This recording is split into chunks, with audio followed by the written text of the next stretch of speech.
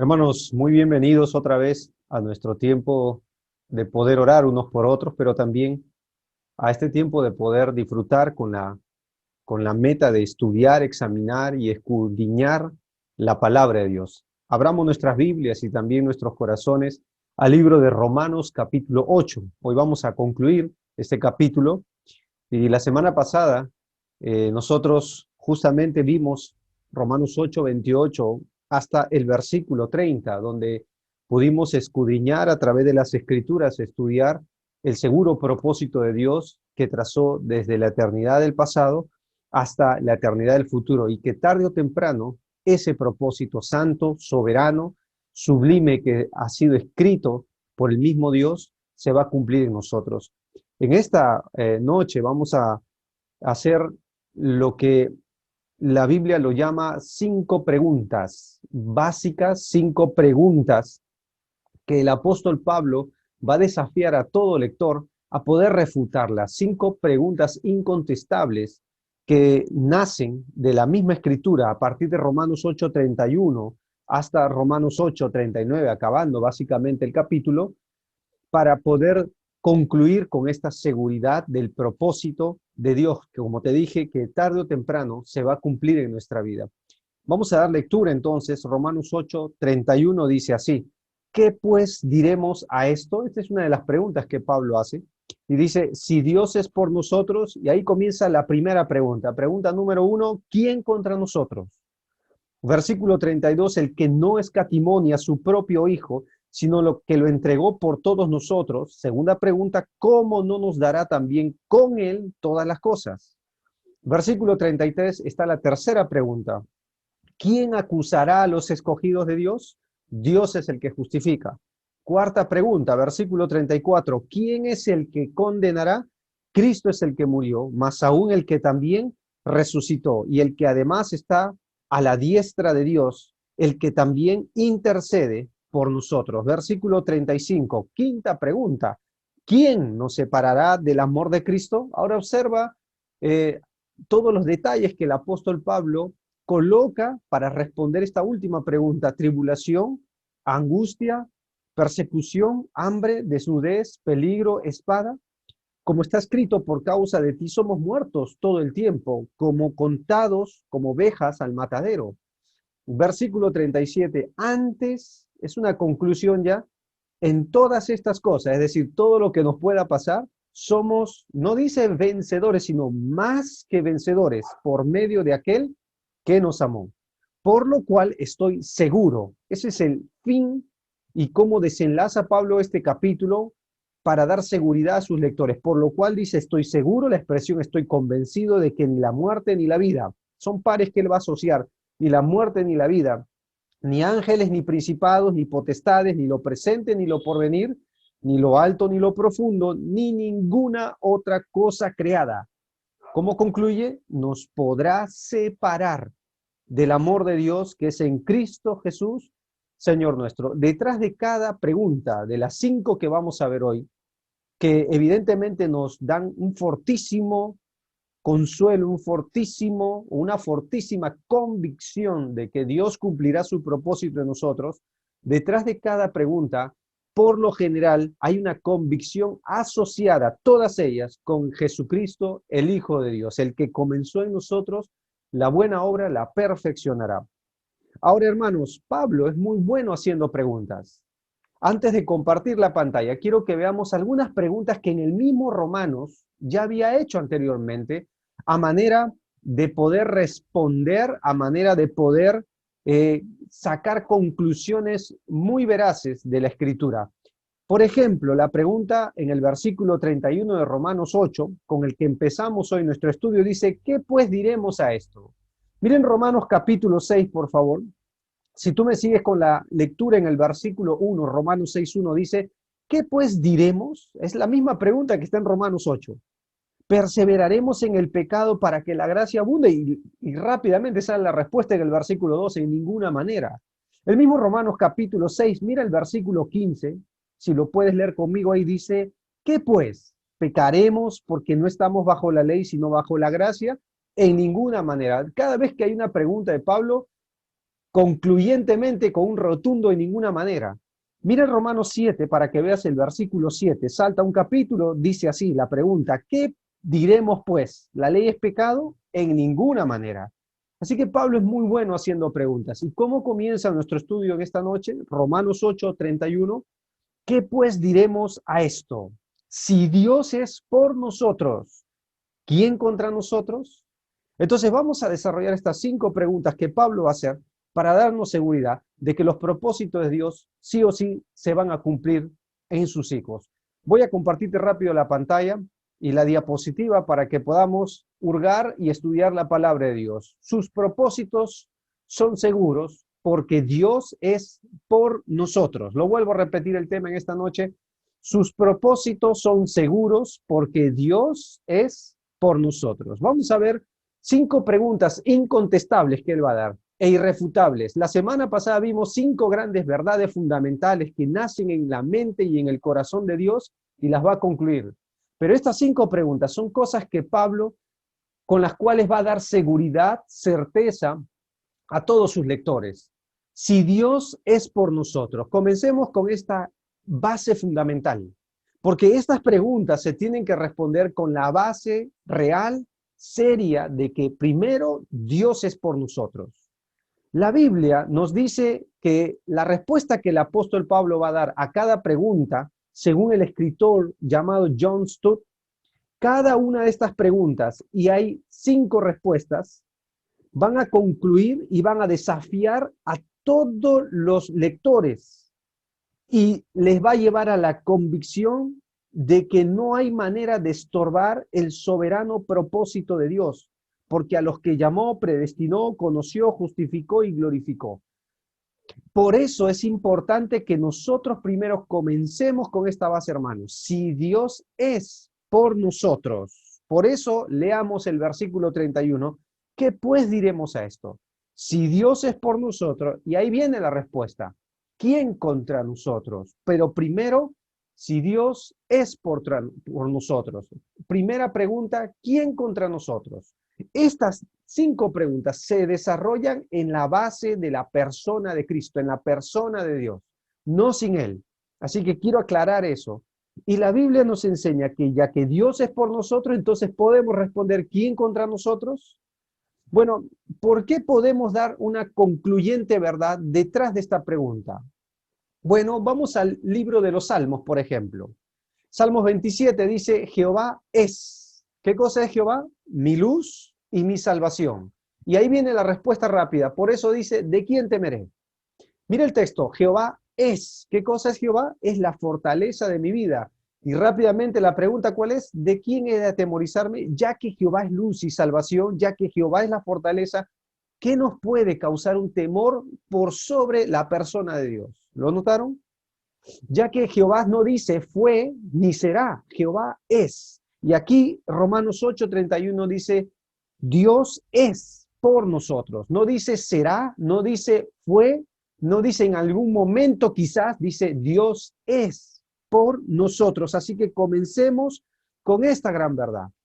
¿Quién contra nosotros? Por ejemplo, Salmos 46 dice lo siguiente, el rey Ezequías dijo lo siguiente en este Salmos, Dios es, mira el texto, nuestro amparo y fortaleza. Este Salmo fue escrito en tiempos de aflicción, cuando vinieron para atacar el rey Sennacherib y los sirios contra Judá, el lugar donde, o desde donde reinaba el rey Ezequías. Y Dios le dio una tremenda victoria sobre sus enemigos, y para conmemorar esa victoria se compuso este Salmo. Por eso dice, Dios es. ¿Qué cosa es Dios? Nuestro amparo y fortaleza. ¿Qué más es Dios? Nuestro pronto auxilio en las tribulaciones. Por tanto, hay una conclusión, ya que Dios es, no temeremos. Siempre está asociado a esto, ¿cierto? Dios está. Mira el texto, no dice estuvo ni estará, dice Dios está en medio de ella. No será conmovida. Mira el texto, Dios la ayudará al clarear la mañana. Jehová de los ejércitos está con nosotros. Nuestro refugio es el Dios de Jacob. ¿Lo notaron? Es, no dice será, no dice fue, es el Dios de Jacob. Jehová está con nosotros. Dios es nuestro amparo y nuestra fortaleza. Por eso uno puede responder la pregunta de Pablo, si Dios es por nosotros, ¿quién contra nosotros? Nadie, hermano. Nadie es más fuerte que Dios. Tendría que ser y superior a Dios, pero nadie es más grande que Dios. Y quiero mostrarte una de las descripciones que da un profeta del Antiguo Testamento para responder esta pregunta. Porque ¿quién está con nosotros para saber que quién contra nosotros? ¿Quieren ver, hermanos, quién es Jehová en una porción bíblica? Esta cita yo la puse acá por el tiempo y dice el texto, Dios se sienta sobre el círculo de la tierra, ese es nuestro Dios.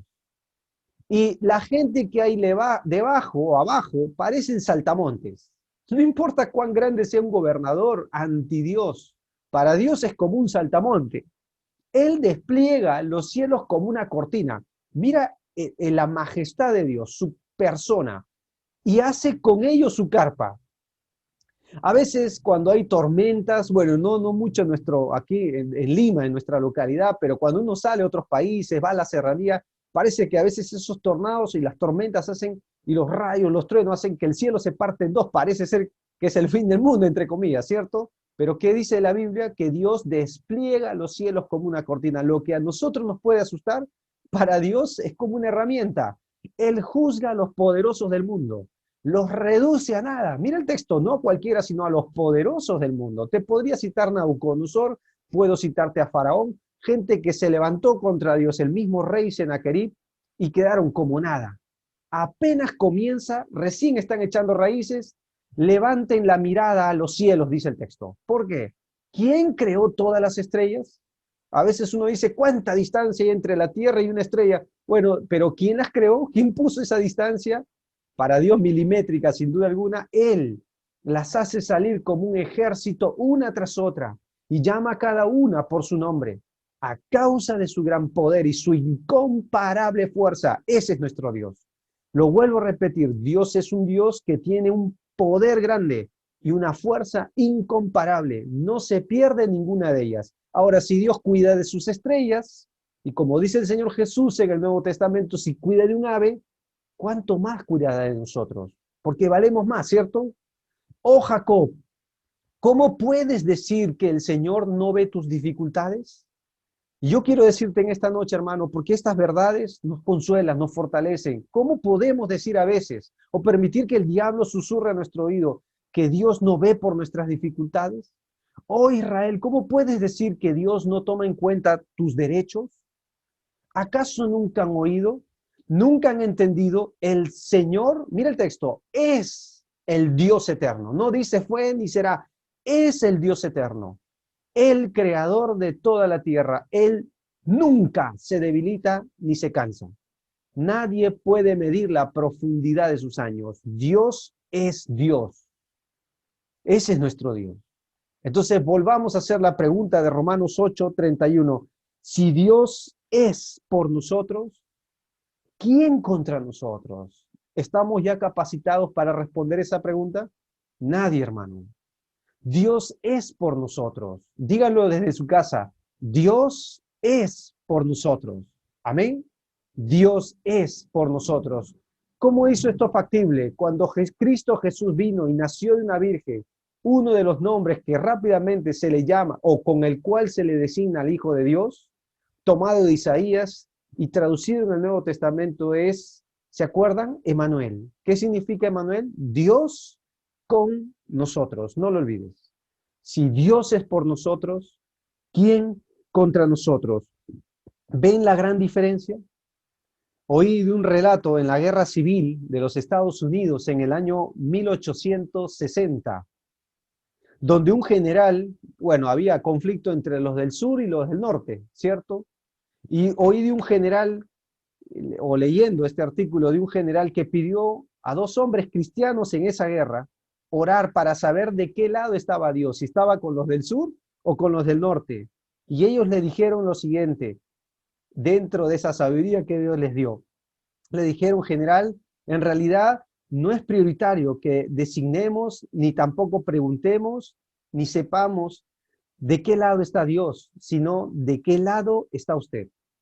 sino de qué lado está usted. Dios siempre es Dios. Mi pregunta en esta noche es, ¿usted está del lado de Dios? ¿Usted está en la persona de Dios? ¿Usted ya es de Dios? Personas que vivieron en la plena presencia de Dios, que caminaron con Dios, pueden decir, Dios está conmigo. Entonces, ¿quién contra mí? Agarremos un ejemplo, Enoc, un hombre que no vio muerte. La Biblia dice que Dios los traspuso, pero antes de haber sido traspuesto, dice Hebreos, tuvo testimonio de haber agradado a Dios. ¿Por qué? Porque con Dios caminó Enoc. Noé mismo, el siguiente hombre de su generación, con Dios caminó Noé, que fue perfecto en sus generaciones. Cuando Dios iba a tener un juicio sobre la tierra, él pudo haber dicho, si Dios es por mí, ¿quién contra mí? Con Dios caminó Noé. Un hombre pastor de ovejas, el último de sus hermanos, discriminado por su familia, discriminado por un gigante del ejército rival llamado Goliat, el paladín de los filisteos, desprestigiado y menospreciado por el mismo rey de la nación de Israel, el primer rey llamado Saúl. Y la Biblia nos dice que David tocaba bien, cantaba, era el dulce cantor de Israel, era rubio, delicado, de ojos, de buen parecer, hombre de guerra, prudente en sus palabras, pero ¿saben lo más especial de él? Que Jehová estaba con él. Y por eso pudo darle Dios una victoria a través de esto, de esta persona que ante los ojos de otros era insignificante, una tremenda victoria a Israel. ¿Por qué? Porque cuando sale a la guerra, él dice, Jehová está por mí. Yo vengo a ti en el nombre de Jehová de los ejércitos. Y Dios le dio la victoria. ¿Por qué? Porque si Dios es por nosotros, ¿quién contra nosotros, hermanos? Tal vez usted se pregunte en este tiempo, ¿realmente Dios está por mí al pasar momentos abrumadores en la vida? Pero te digo algo en esta noche, los propósitos de Dios se van a cumplir porque Dios está por nosotros. Segunda pregunta, Romanos capítulo 8, versículo 32. El que no escatimó ni a su propio hijo, la palabra escatimar es darle un valor excesivo, no evitó significa, es decir, Dios amó tanto Dios Padre amó a Dios Hijo de una manera impresionante, pero también dice Juan que Dios amó tanto al mundo que entregó la vida de su Hijo unigénito. Por eso el versículo dice, el que no escatimó, no lo evitó. ¿Qué es lo que hizo Dios? No escatimó ni a su propio Hijo, sino que lo entregó por todos nosotros. La pregunta es, ¿cómo no nos dará con Él, es decir, con el Hijo de Dios, todas las demás cosas? Esa es la segunda pregunta que el apóstol hace acá. Bueno, la palabra escatimar es feidiomai, que significa abstenerse y no evitar. Dios no se abstuvo de entregar a Jesús, no evitó a Jesucristo.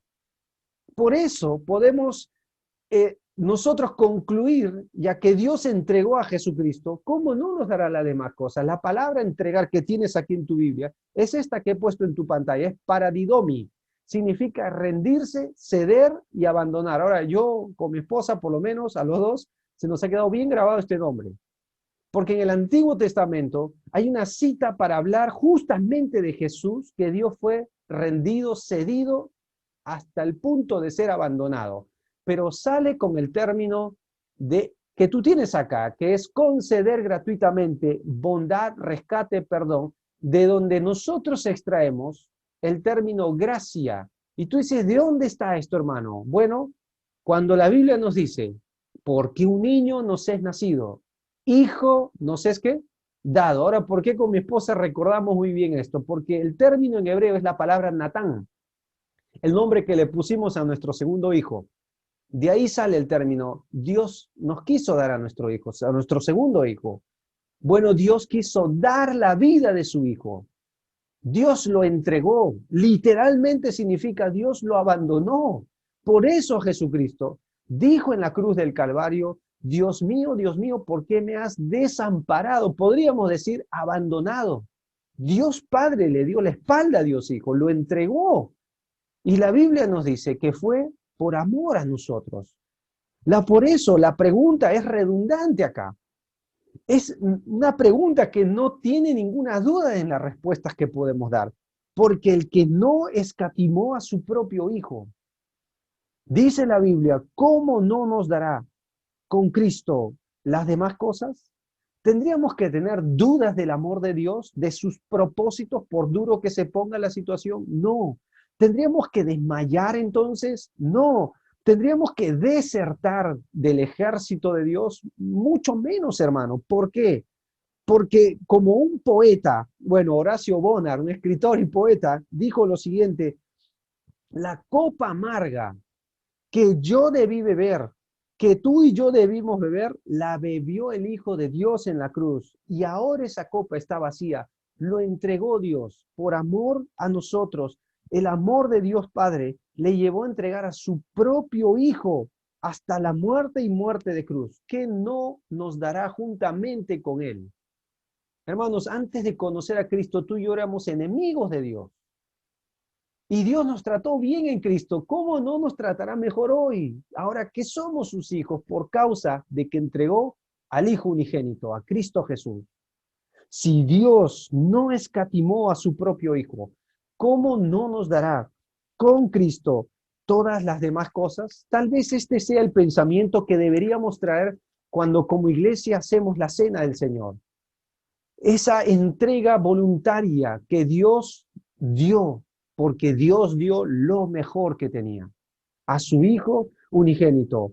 Y Dios nos puede dar en esa misma gracia, en esa misma bondad, todo lo que uno necesite para cumplir su propósito en nosotros.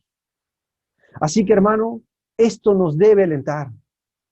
Cuando uno mira la cruz, los problemas de uno, a la verdad, se disipan frente al sufrimiento tremendo que Cristo padeció. ¿Y cuál fue la razón? Porque nos amó, porque lo entregó por cada uno de nosotros. La Biblia dice que el cual fue entregado por nuestras transgresiones y resucitado para nuestra justificación. La palabra de Dios dice que Cristo ya fue entregado por nuestras transgresiones, ya fue resucitado para justificación. Yo quiero hacerle una pregunta en esta noche. ¿Usted piensa que los problemas pueden alejarlo de Dios? ¿Pueden desbaratar? ¿Pueden distorsionar? ¿Pueden de alguna manera hacer menguar el propósito que Dios tiene con nosotros? Por supuesto que no.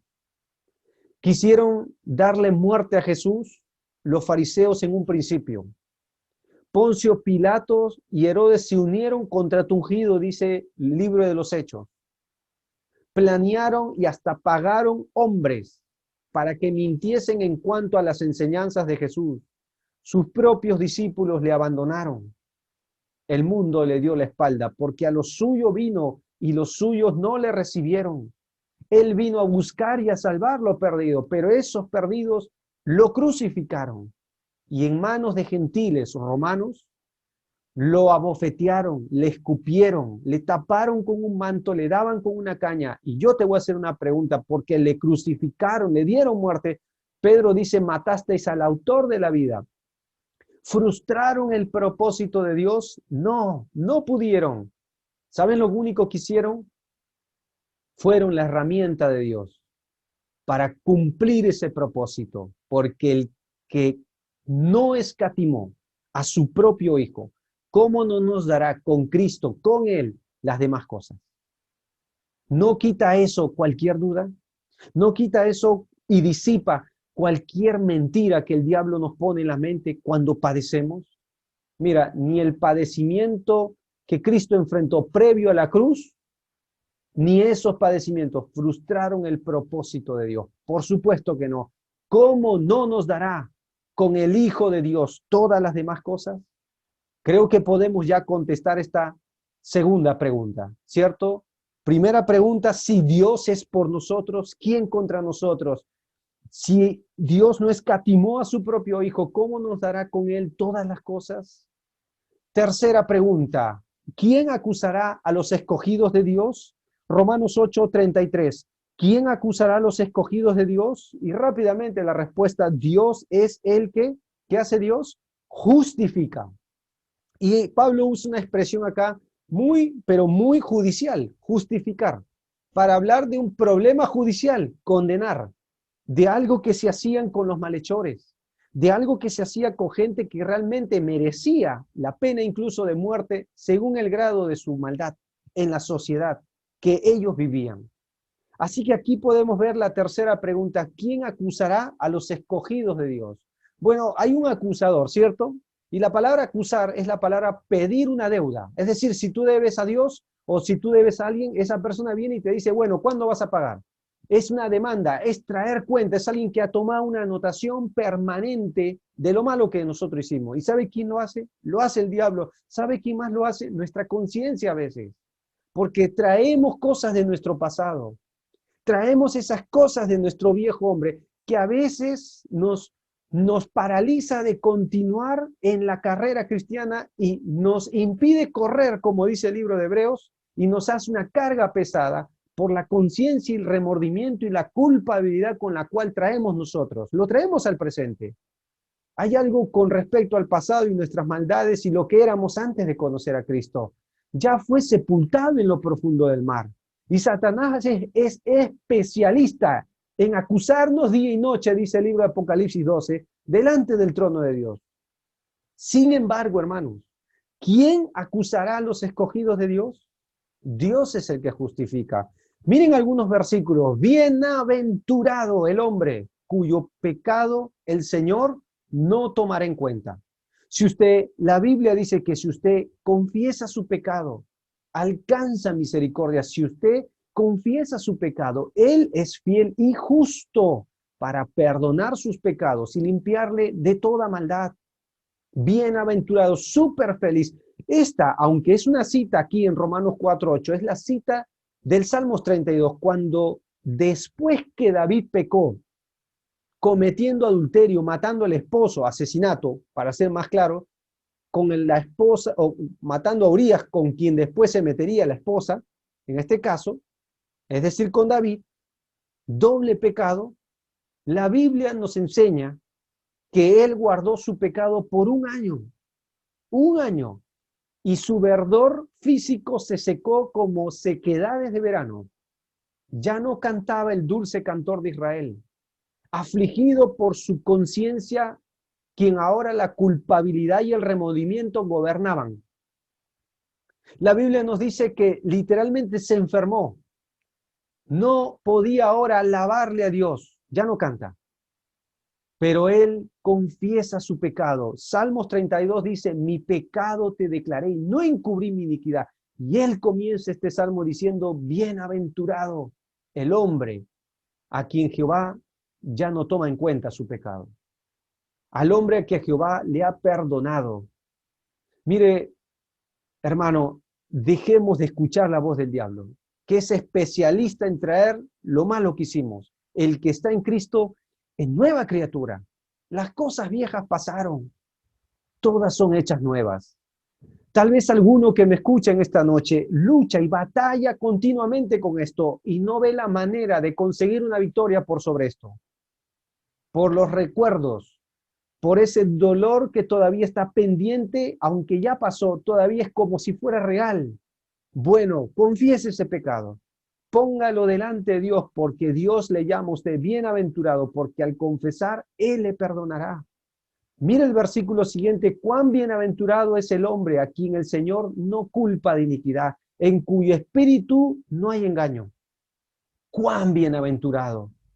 Y saben que, hermanos, yo podría decirte hoy las cosas malas que hice en mi pasado, pero ya no las recuerdo como un tormento, para ser más específico, sino como una herramienta para poder compartirle a otros que hay perdón en el Hijo de Dios, que Dios es el que justifica.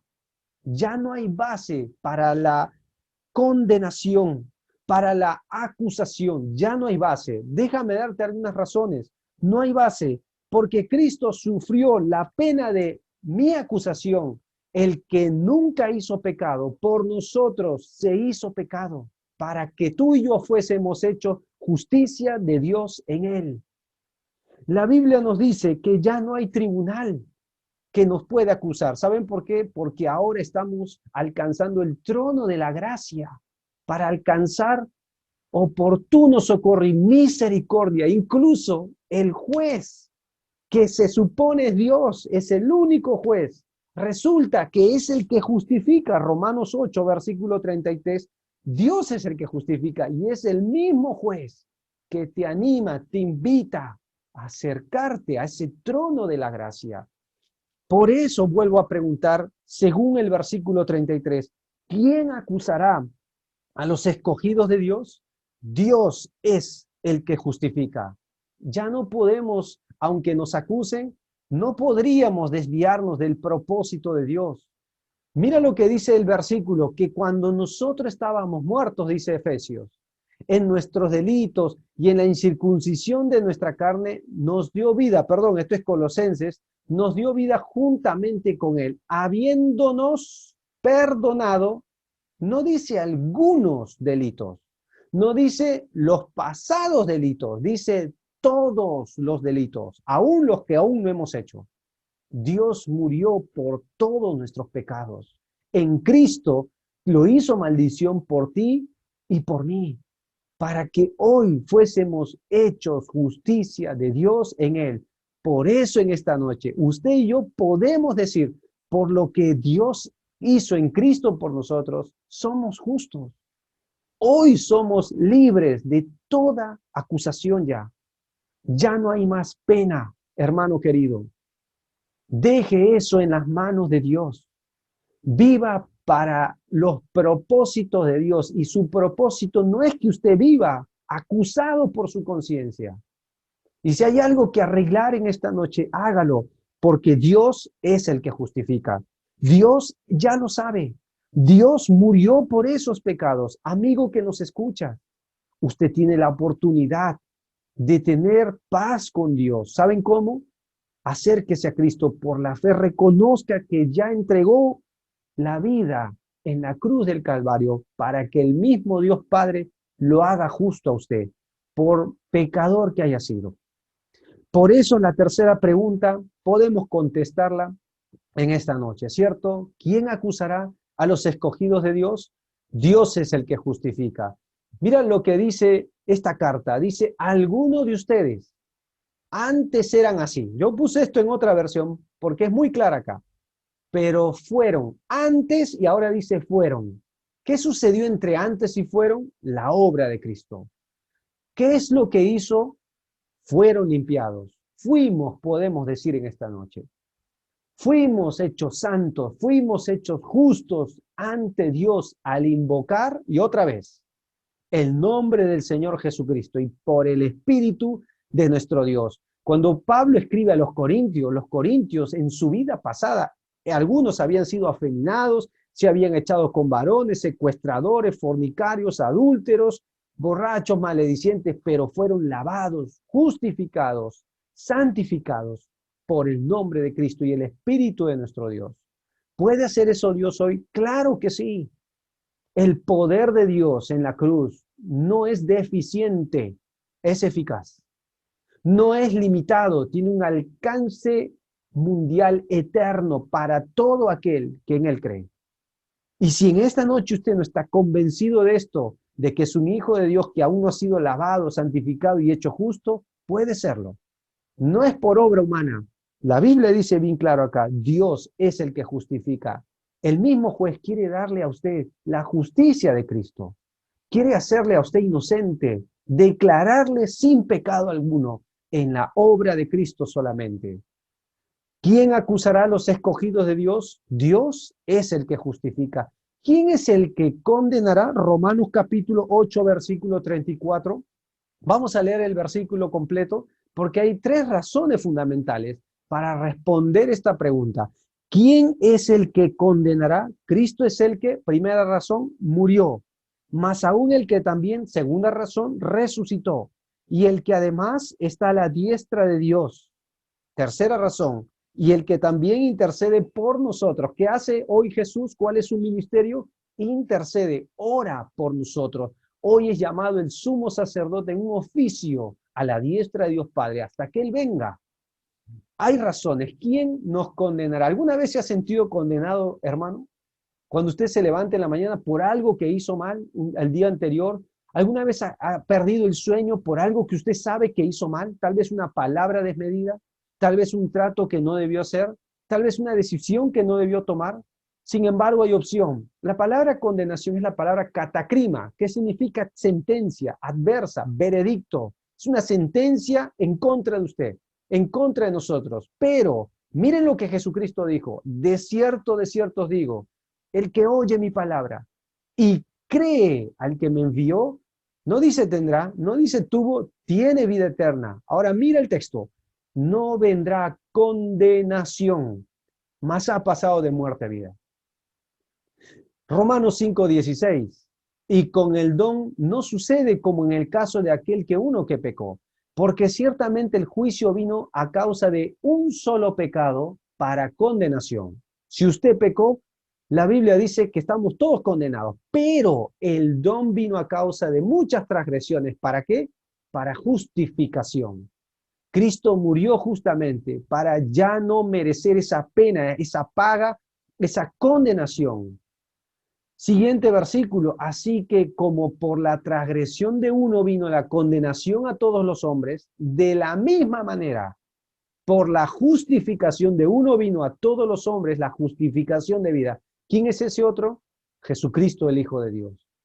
Que el justo nos declara ahora justos a nosotros pecadores, que éramos condenados, pero que hoy hemos sido limpiados, lavados, declarados justos, y ya no hay más condena. Queremos ser más concisos con todo esto? Romanos 8:1 dice, ahora pues, ninguna condenación, y lo voy a recalcar, ninguna condenación. No hay ni siquiera una condenación. Hay para los que están en Cristo Jesús. Ya no hay más condena. La Biblia nos dice que Cristo tomó nuestra maldición. Gálatas capítulo 3. Se hizo maldito en la cruz por ti y por mí. ¿Para qué? Para que tú y yo fuéramos salvados de esta condenación. Sin embargo, aquellos que aún no están en Cristo, quiero decirles algo muy, pero muy personal. Si usted no le entrega su vida a Cristo, no importa cuánto escuche este mensaje y otros más, usted está condenado en sus delitos y pecados. Pero si usted se arrepiente y le entrega su vida a Cristo, usted será libre de esa condenación y tendrá la vida eterna que Dios promete dar a aquellos que se arrepienten, a aquellos que confiesan a Jesús, el Hijo de Dios, como su Salvador. Pero es una decisión que usted debe tomar. ¿Podrá ser efectivo esto? Sí, porque Cristo, dice la Biblia, Romanos 8:34, es el que murió. Cristo ya murió en la cruz. Fue condenado por ti y por mí. Número 2, también resucitó. Y esto nos enseña que Dios Padre aprobó el sacrificio de Cristo. Estuvo satisfecho con la demanda que tú y yo debíamos pagar. Pero Dios la pagó en Cristo. Nunca lo podríamos pagar, aunque debíamos, por una sencilla razón, porque somos pecadores. Necesitábamos de alguien santo, inocente, dice el libro de Hebreos, y sin mancha, que tome nuestro lugar. Por eso se hizo hombre, para poder morir en la cruz y cargar lo que nos era contrario, el acta que nos condenaba, dice el libro de Colosenses. Y la Biblia nos enseña que también está a la diestra de Dios. Ahora intercede por nosotros. Ahora ora por nosotros. Y la Biblia nos dice que ese es su ministerio hasta que Él venga por nosotros. Tremenda obra del Hijo de Dios. ¿Quién es el que condenará? Cristo murió, Cristo resucitó, Cristo fue exaltado y ahora es aquel que ora encima por nosotros. Hermanos, sorprendente, porque en el templo, tanto en el Antiguo Testamento como en el Nuevo, dentro del templo nunca había un asiento para un sacerdote. No se menciona en la Biblia. Dentro del lugar santísimo, peor. No se menciona un asiento para un sacerdote intercesor, mucho menos, por una sencilla razón, porque los pecados tenían que ser expiados año tras año, dice el libro de Hebreos. Pero si Cristo se sentó, es porque Dios aprobó ese solo sacrificio que según Hebreos capítulo 10, con uno solo nos hizo perfectos para siempre a los santificados.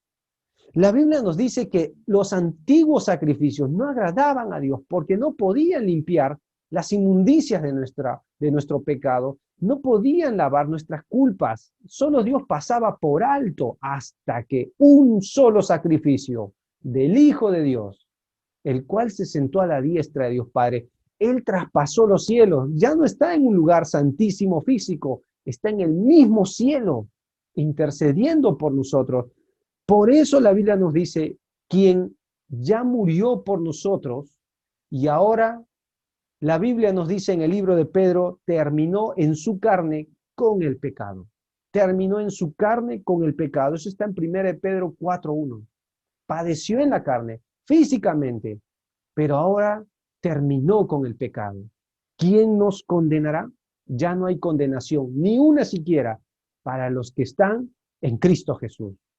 Quinta pregunta, ¿quién nos separará del amor de Cristo? Ahora Pablo va a ir concluyendo estas verdades detrás de cada pregunta. Otra vez, versículo 35, ¿quién nos separará? Pero dice acá, del amor de Cristo.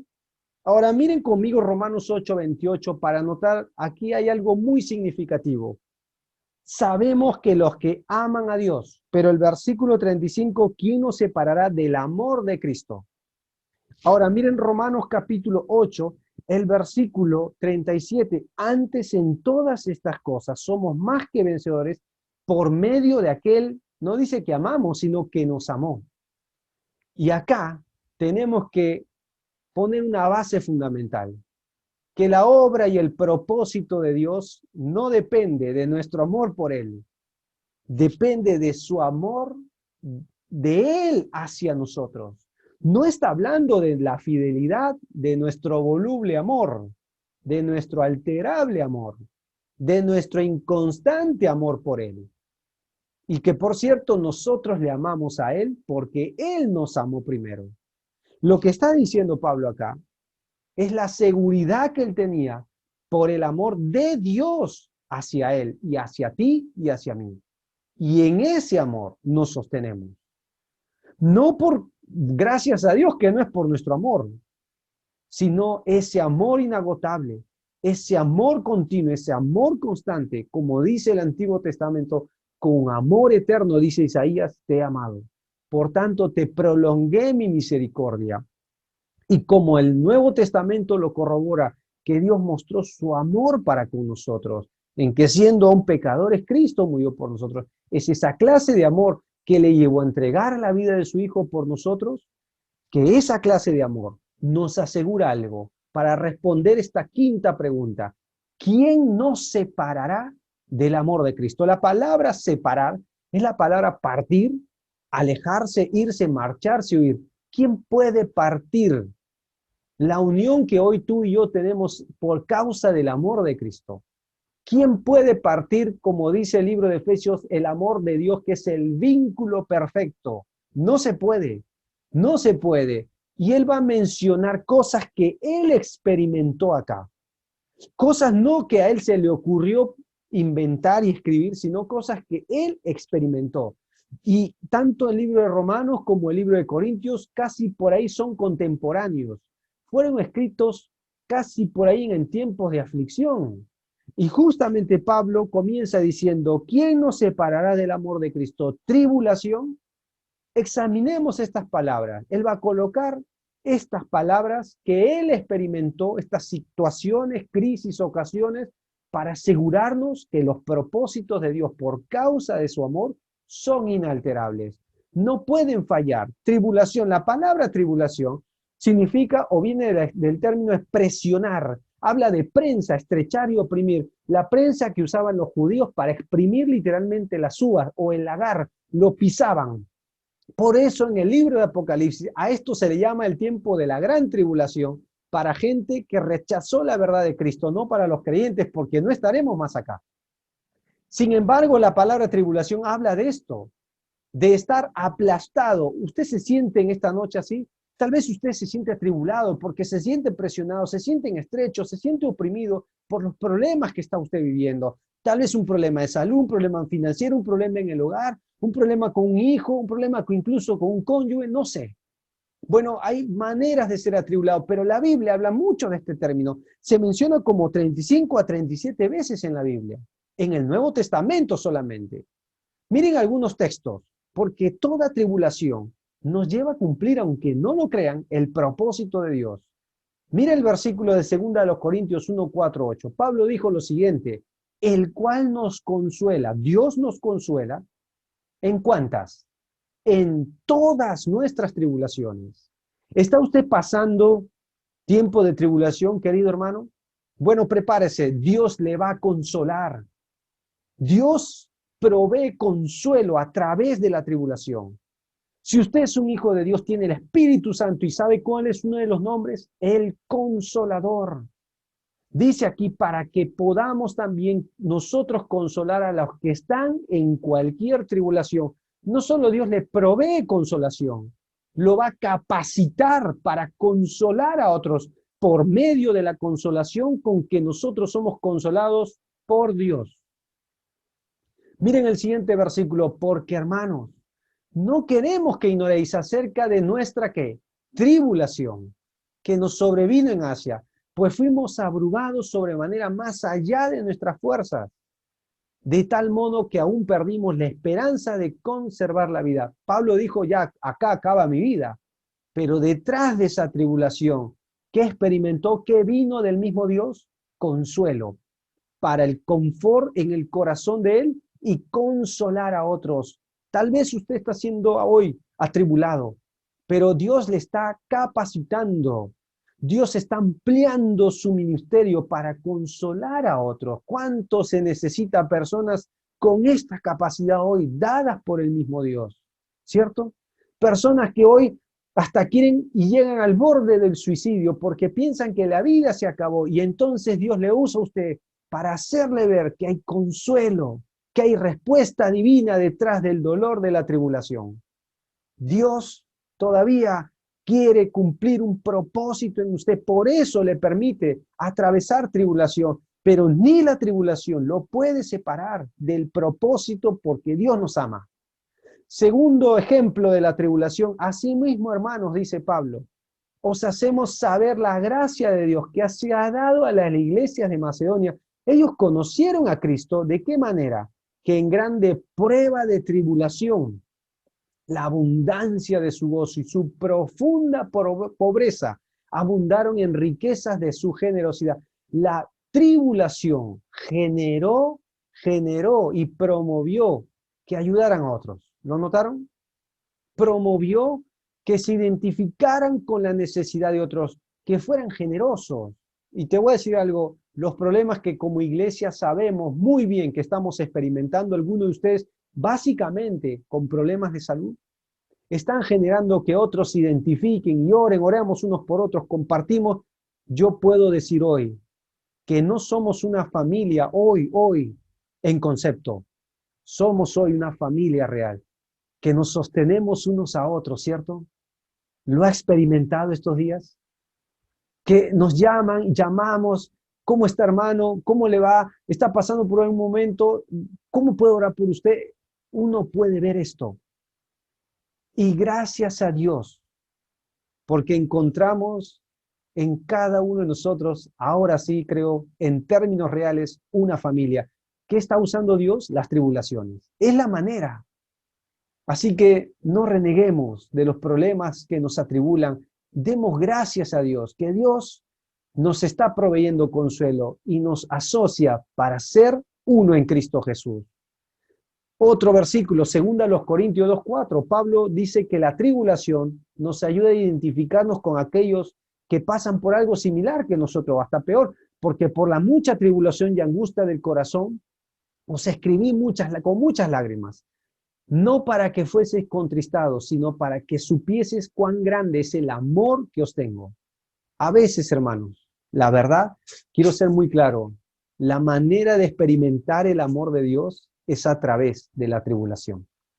Justamente a través de Yo te puedo dar testimonio y creo que tú también, que hemos visto el amor de Dios a través de la tribulación, ¿cierto? El mismo 2 Corintios 4:37 dice, 17, porque esta leve tribulación ¿Qué hace la tribulación en nosotros? Nos ayuda a mirar con la correcta perspectiva del cielo. Nos ayuda a ver que ya no somos de esta vida. Y claro que esta pandemia en las manos de Dios ha surgido con esta razón, ¿cierto? Nos ha hecho esperar el reino ya y la pronta venida del Señor por nosotros. Nos está haciendo sembrar para lo eterno. Nos empuja a hablarle a otros que entren al reino de Dios por la fe. Y dice acá que esta leve tribulación momentánea produce en nosotros un cada vez más excelente y eterno peso de gloria. Nos ayuda a mirar y esperar en los cielos, porque allí está nuestro Redentor, que un día volverá y por cada uno de nosotros. Entonces ya no habrá más tribulación. Así que la tribulación no nos puede separar del amor de Dios. La tribulación no puede romper el proceso del propósito de Dios. Lo va a llevar a cumplir. Segunda palabra, angustia. La palabra angustia es estar en un espacio estrecho que causa dolor, problemas que traen un sentimiento de dolor continuo, estar como, para traducirlo mejor, entre la espada y la pared. De ahí sale el término angustia. Y justamente la palabra de Dios dice en el Salmos que muchas son las aflicciones, las angustias del justo. Bueno fuera que dijeran pocas, pero son muchas. Pero de todas ellas le librará el Señor. Usted puede experimentar a través de esas angustias el amor de Dios, su propósito eterno. Dios no le dejará ni por medio de la angustia. Tercera palabra, persecución. Miren conmigo el texto en Romanos 8:35. La palabra persecución es algo que Jesús citó que sucedería a los que le siguen. Tarde o temprano, cuando uno entra a la fe por aceptar a Cristo, uno de los primeros rasgos distintivos de que usted y yo somos hijos de Dios es que nos van a perseguir. Nos van a causar hostilidad. La palabra es alguien que te acosa, hostilmente persigue causándote dolor, pero debido a tu fe en Cristo. Es decir, que por hablar de Jesús, por compartir tu fe, no te van a felicitar. No necesariamente te van a aplaudir. No te van a premiar. Tal vez te van a hostigar. Te van a perseguir con sus palabras. Te van a mandar indirectas. Te van a maltratar. Te van a discriminar. Hasta se van a aislar de ti. Eso pasa cuando incluso uno comienza a conocer a Cristo y él es el primero en la familia, ¿cierto? Tal vez alguno de que me escuche está pasando por algo similar en su hogar. No se desanime. Agradezca que usted es un hijo de Dios, porque es necesario. Es más, Jesucristo dijo lo siguiente a través de la persecución: bienaventurados somos cuando por la causa de Cristo nos vituperan y os persiguen y digan toda clase de mal contra nosotros mintiendo. Alegraos, gozaos, porque nuestro galardón no es pequeño, es grande en los cielos. Y nos identifica como siervos de Dios del Antiguo Testamento, porque así persiguieron a los profetas que eran antes de vosotros.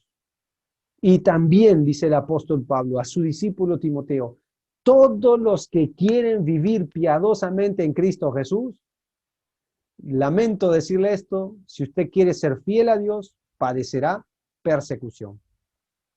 ¿Puede la persecución separarnos del amor de Dios? ¿Quieren que te diga con toda claridad lo que logró la persecución en la iglesia primitiva en el libro de Hechos? Expandir el evangelio. ¿Qué logró la persecución al pueblo de Dios? Que tú y yo hoy, gentiles en nuestro país, conozcamos de la verdad de Dios. ¿No fue así como llegó a través de los problemas, de las persecuciones? Dios cumplirá su propósito a través de la persecución. Dios no puede ser perseguido, no puede ser puesto en angustia, no puede ser atribulado. El problema somos nosotros. Hambre, la siguiente palabra que Pablo pone, la cuarta, hambre. La palabra hambre que tienes acá es escasez de provisión, alimento, ausencia o falta de alguna necesidad básica. Vamos a traducirlo, necesidades. Tal vez alguien que ustedes me escuchan esta noche está pasando por un tiempo así y se rompe la cabeza, no sabe cómo llevará pan a casa, cosas vitales, cómo pagará la luz, el agua, la escuela, los gastos de internet que son tan necesarios en estos días, pero ¿podrá separar y romper el propósito de Dios? Claro que no. Por supuesto que no. El hambre no puede lograr esas cosas. Muy por el contrario, hermano, el hambre fue usado por Dios de una manera tremenda. Las necesidades fueron usadas. Déjame darte algunos ejemplos que nos van a animar. Ruth la Moabita, el libro comienza con hambre en Belén, donde Belén significa casa de pan o panadería. No había pan. Y entonces una familia de Elimelech, Ruth, sus hijos Malón y Cuelión, se fueron a morar a los campos de Moab. Y el hambre ahí vino por un castigo, una corrección. Dios estaba disciplinando a su nación, básicamente a Belén, para que vuelvan a él. Y dice el texto en Ruth 1:1, aconteció en los días en que gobernaban los jueces, que por cierto cada uno hacía lo que bien le parecía, que hubo hambre en el país. Dios usó el hambre para incluir más adelante a una mujer moabita, una gentil, que se convertiría al Dios vivo y verdadero, que renunciaría a sus dioses, a su pasado, a sus tradiciones, a su pueblo, para que donde Noemí, su nuera, muriera, ella iba a morir. Y el Dios de Noemí ahora era el Dios de Ruth. Y que por cierto está en la genealogía de Jesús. ¿Cómo logró Dios hacer esto? ¿Cómo concatenó? ¿Cómo orquestó esto? Usó el hambre, usó la necesidad. Otro ejemplo, en los días de David, cuando él toma el reino hubo hambre por 3 años consecutivos y David buscó la presencia del Señor. ¿A dónde le llevó el hambre? A buscar a Dios como gobernante, estaba preocupado por su nación. Y dijo, Dios es por causa de Saúl y causa de su cansa sangrienta. Saúl, este hambre en especial fue por problemas, por el pecado de Saúl arrastrado a sus siguientes generaciones. Y a veces el hambre es usado por Dios así. Pero ¿a dónde le llevó a David? A sus rodillas, a buscar la presencia del Señor. ¿Y a dónde nos lleva la necesidad estos días, hermanos? A ponernos de rodillas. Como un hermano de Colombia me llamó y me dice, hermano, Dios nos tiene hoy donde Él quería, de rodillas. Era la única manera, ¿cierto? Hoy dependemos más de Él. Tal vez oramos el pan nuestro de cada día, dánoslo hoy, ¿cierto? ¿Qué tal si hablamos del hambre en Elías, en los tiempos de Elías? ¿Qué sucedió? Que después de muchos días vino la palabra del Señor. Y vino Elías en el tercer año. ¿Qué tercer año? Donde no había llovido ni rocío en la tierra. Diciendo, ve, muéstrate acá y enviaré lluvia sobre la faz de la tierra. Y Elías fue a mostrarse acá y el hambre era intensa. ¿En dónde? En Samaria. Detrás de esa hambre, hermanos, detrás de esa hambre, Dios usó a Elías para proveer y hacer que una mujer viuda en Sarepta conociera del verdadero Dios. Conociera una mujer gentil del verdadero Dios. Y que, por cierto, hermanos, Jesucristo citó de esta viuda que Elías fue enviado a una mujer gentil que puso su fe en Jesús. ¿Qué medios usó Dios? La necesidad. ¿Y qué hablar de la vida de José? ¿Cómo Dios logró reconciliar el daño que le hicieron a José, que ahora era gobernante en Egipto? Porque hubo hambre. Y el hambre era grave, no solo en Egipto, sino en Canaán. Y entonces Jacob, viendo que no había alimento, sino sí en Egipto, dijo a sus hijos, ¿qué os estáis mirando? No sabían qué hacer. Y les dijo, yo he oído que hay víveres en Egipto, vayan allá. Y ustedes saben la historia. ¿Qué hizo Dios a través del hambre? Los volvió a unir, preservó la vida a su nación. Y entendió José que para eso Dios lo puso y lo llevó de esa manera dolorosa al trono de Egipto. Dios puede usar la necesidad. Así que la necesidad no puede estorbar el plan de Dios, lo llevará a cumplir. ¿Cuántos de nosotros venimos a Cristo por una necesidad apremiante? Tal vez no sea por hambre, pero una necesidad emotiva, de consuelo, una necesidad de una angustia que nos apretaba y no sabíamos cómo tener paz. Y nos hablaron del Hijo de Dios y fue ese problema que nos llevó al Hijo de Dios. Y hoy, mirando hacia atrás, damos gracias a Dios por ese problema, ¿cierto?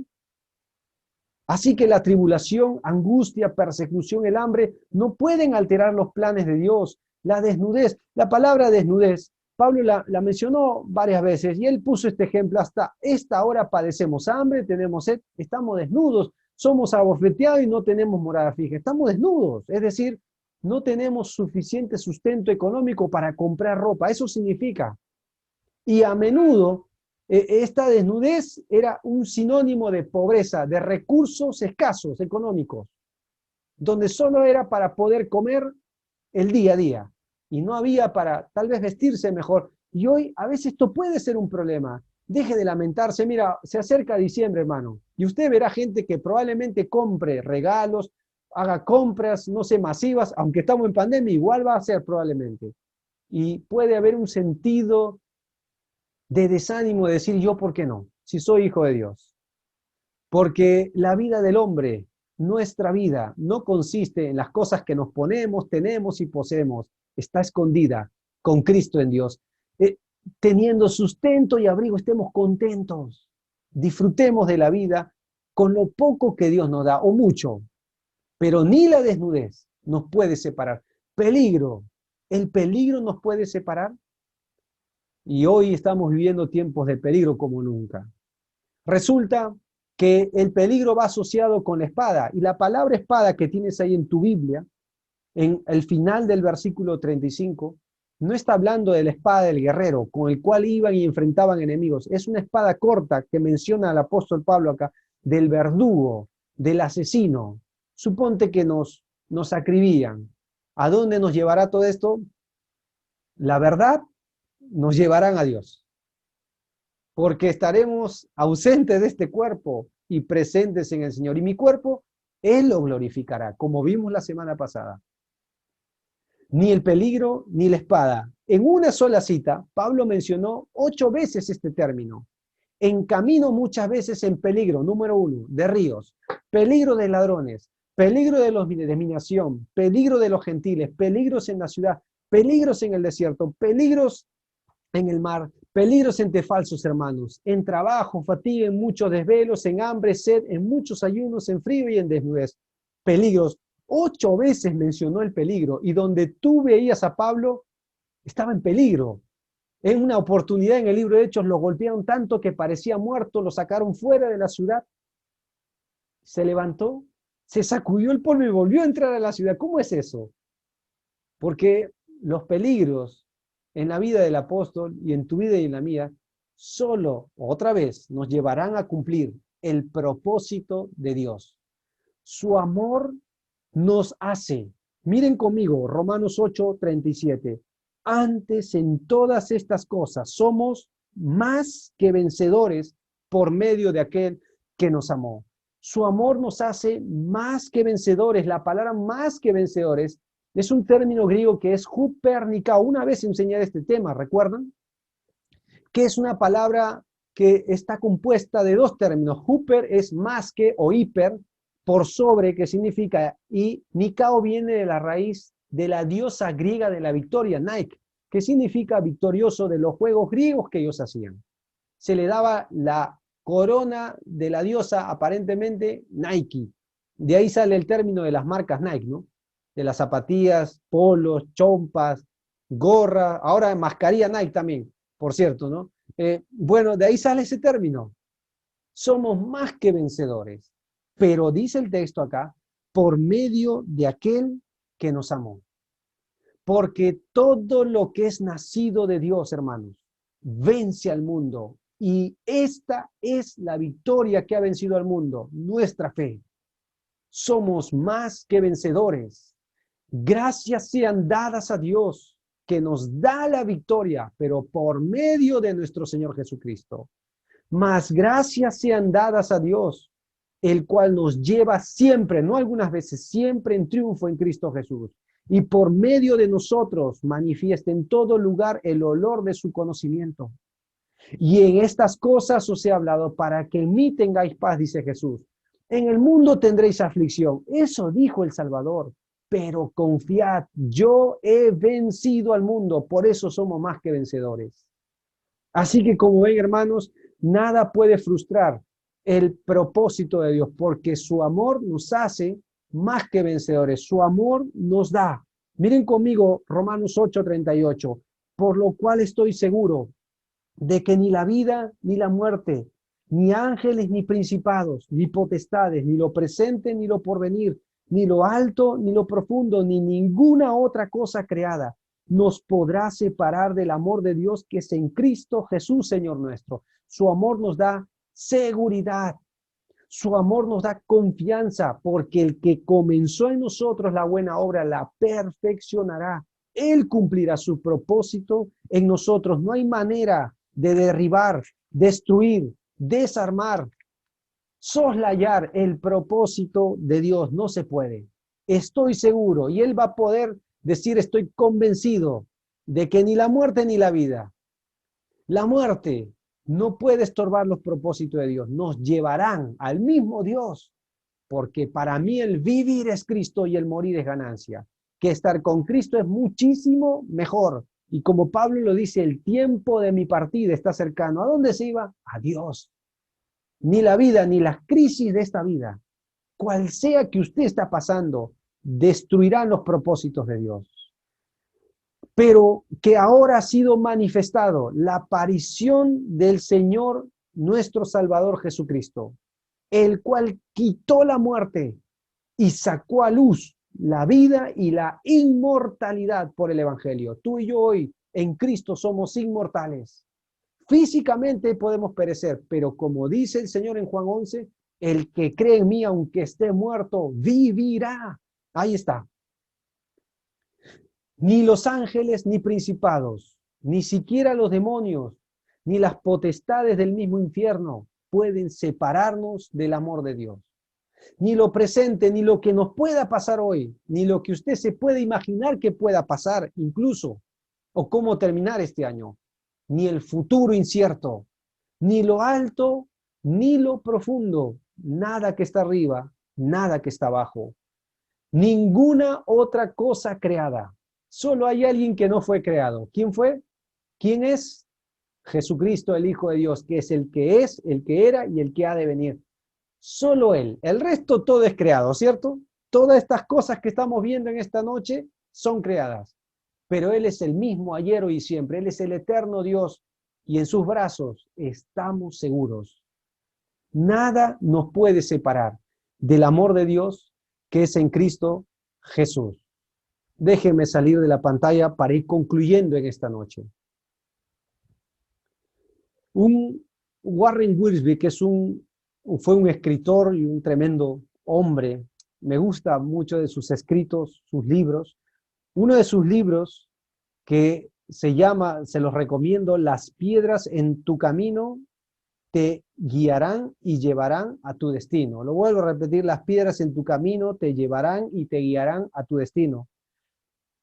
Él nos dice en este libro que Dios es tan sabio que va a equilibrar nuestras vidas de tal manera que tengamos sol y lluvia, que tengamos calma y tormenta, risas, pero también lágrimas en nuestra vida cristiana, y que nada podrá debilitar, ni siquiera desafiar los propósitos de Dios. Los problemas solo nos harán crecer en las manos de Dios. Y Él dice esto: ¿nos lamentaremos? ¿Abandonaremos? No ese es el momento. Renunciar jamás será una opción, porque sabemos lo que Dios se propone con nosotros. Y Él dice que en todas estas cosas que hemos visto hoy, somos más que vencedores. Por eso, hermanos queridos, quiero concluir con 3 principios de aplicación viendo todo este tema. Primer principio, ¿por qué Dios entonces permite tantos problemas en nuestra vida? Sabemos que nada va a alterar su propósito, pero va a usar los problemas para cumplir ese propósito. Primera razón, para conocerle más a través de las crisis de la vida. ¿Ha notado cómo el apóstol Pablo dice, estoy seguro, estoy convencido, nada nos puede separar? ¿Cómo llegó a esa conclusión? Porque él le conoció. Y si ustedes me siguen ahí, en Filipenses capítulo 1, justamente, Filipenses capítulo 1, o perdón, el capítulo 3, versículo 10, él dice lo siguiente en el libro de Filipenses. Le doy lectura, versículo 10, a fin de conocerle y el poder de su resurrección y la participación de sus padecimientos, llegando a ser semejante a él en su muerte. Todo lo que él vivió fue porque él quería conocerle. Él entendió que era a fin de conocerle. Todo lo que él renunció en los versículos anteriores era a fin de conocerle. Pero también de experimentar sus padecimientos. Y te voy a decir algo, hermano, nunca conocemos mejor a Dios que a través de los padecimientos, ¿cierto? Es ahí donde usted conoce más del carácter de Dios. Usted experimenta que Él es consolador. Usted experimenta que Él le ama. Usted experimenta que Él es luz cuando no sabe qué hacer. Usted experimenta que Él es sabio de corazón. Usted experimenta que Él nunca le dejó. Es ahí donde usted experimenta que Dios usa a otros para animarle. Es ahí que usted experimenta en la escasez que Él puede proveer. Y cuando nos toque atravesar la muerte, experimentaremos muy literalmente que Él es vida por sobre la muerte. Son los problemas que nos ayudan a conocer más a Dios. Cuando Jesús probaba a sus 12 y a los que estaban con Él, ¿saben por qué los probó? No para destruirlos. Algunos dicen para tal vez capacitarlos más en predicar la verdad que Él apuntó a sus corazones. Detrás de cada prueba, ellos le conocían más. Ellos no sabían que Jesús tenía poder sobre las tormentas hasta que se desató una tormenta. No sabían que Jesús podía caminar sobre los problemas hasta que le vieron caminar sobre el mar que les anegaba y que era contrario a ellos. No sabían que Dios podía proveer en la escasez hasta que estuvieron en un desierto solo, con una multitud, y pensaron en el dinero, pensaron en lo poquito que había, pero esa no fue la solución, sino las manos del Salvador. Ellos vieron levantar a su amigo Lázaro, a quien Jesús amaba de la muerte, para después saber que Él los levantaría después de la muerte, ¿cierto? Son los problemas, las crisis de la vida que nos llevan a conocer más del Salvador. Usted puede dar testimonio de eso. Segundo principio, para traer convicción en medio de tanta inseguridad. Ser cristiano en Roma era muy difícil, hermano, porque el gobernador en aquellos días era un loco llamado Nerón, que mató a su propia madre, incendió Roma y le echó la culpa a los cristianos, los entregaba al circo romano, no le daban de comer a las bestias para que coman las carnes de los cristianos. Ellos morían alabando a Dios, no solo lo sabemos por el libro de Hebreos, sino también por la historia misma. Pero lo que nunca pudo robarles el emperador fue el gozo de morir alabando a su Señor, quien nos llevó a la eternidad, detrás de incluso de esa cruel muerte. Porque la Biblia nos dice que justamente todo lo que nos pasa nos fortalece para tener convicción en medio de la seguridad. Quiero mostrarte cómo Pablo terminó su vida, habiendo atravesado todo esto. Segunda Timoteo, miren, si me siguen ahí, segunda Timoteo, la última carta que él escribe. Segunda Timoteo, capítulo 1, le cité esto la semana pasada, el versículo 12 dice, por lo cual asimismo padezco. Dice esto, pero no me avergüenzo, porque yo sé a quién he creído, convicción. Y estoy seguro, convicción, certeza, que es poderoso para guardar mi depósito aquel día. ¿Cómo llegó a esa conclusión, Pablo?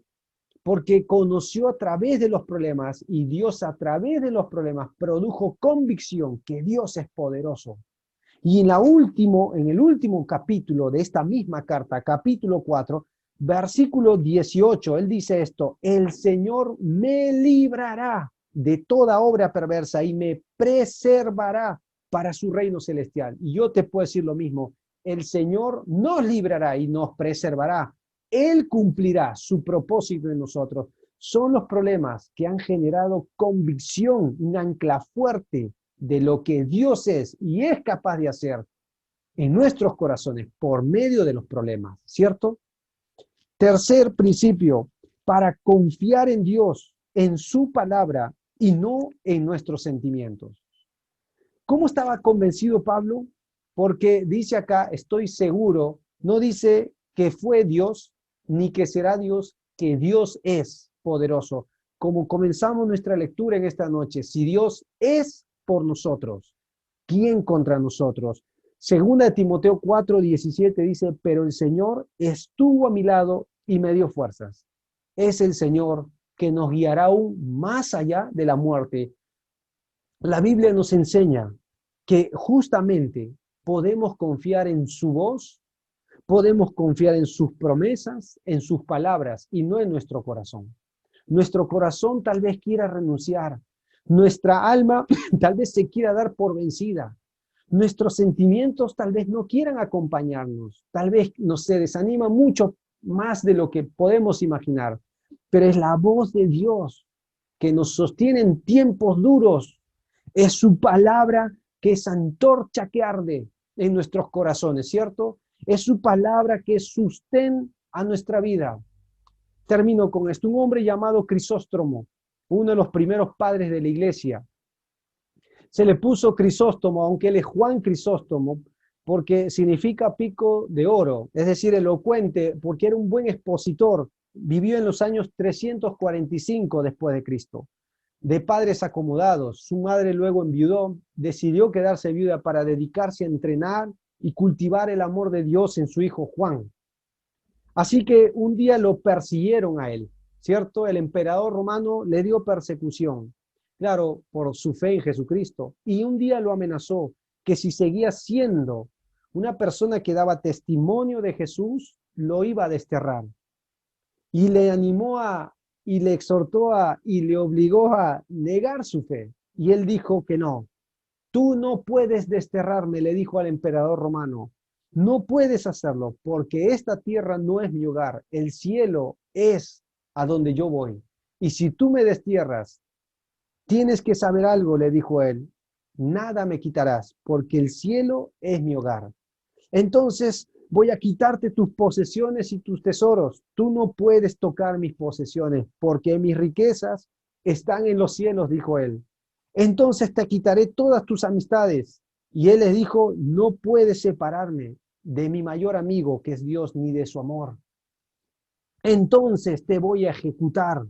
Y él dice, no, porque mi vida está escondida con Cristo en Dios.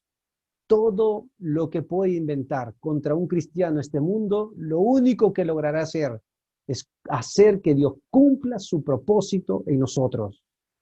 Querido amigo, para eso vino Jesús, porque su propósito fue hacerse hombre, porque detrás de ese propósito de la crucifixión y su resurrección está usted. Le amó y ese amor es eterno, pero no rechace ese amor, porque de lo contrario le espera la condenación. Venga Cristo por la fe, Él murió y resucitó, y como hemos visto hoy, Él puede declararle en esta noche justo, sin pecado, inocente, sin culpa, todos sus pecados, solo con el sacrificio de Jesús. Es por la fe, es gratuito. Venga Cristo, no tarde en hacerlo. Tal vez no haya otro día, tal vez no haya una oportunidad donde el Espíritu Santo martille más su corazón como en este momento. Venga el Hijo de Dios por la fe. Y amada iglesia, quiero regalarles un versículo de una de las tremendas promesas de Dios por sobre los problemas que nosotros podremos atravesar en nuestra vida. Es muy conocido, Juan 14:1, no te turbes, no se turbe vuestro corazón. Creed en Dios, creed también en mí. Amada iglesia, puede ser que sea duro lo que estemos pasando. Puede ser que hemos entrado en un tiempo de angustia y zozobra. Puede ser. No podemos ignorar que las tribulaciones, los problemas son reales, pero también necesitamos recordar que debemos seguir creyendo en Él y creyendo en el Padre. No te turbes, amada iglesia. Creed en Dios, creed también en mí, dijo el Señor Jesús. Y el que ha de venir vendrá y no tardará. Que Dios les bendiga. Muy buenas noches.